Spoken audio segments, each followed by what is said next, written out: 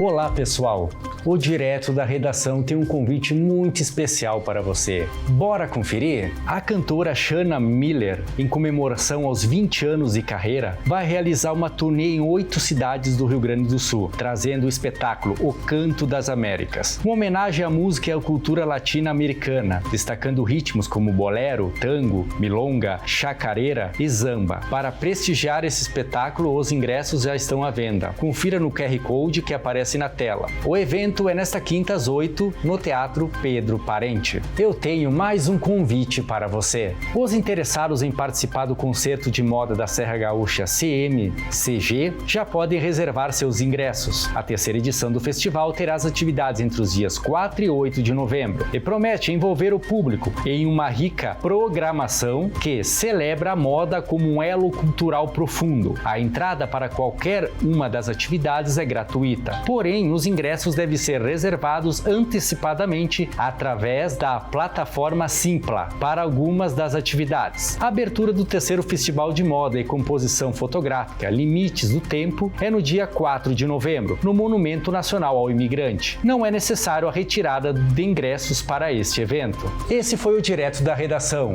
Até a próxima!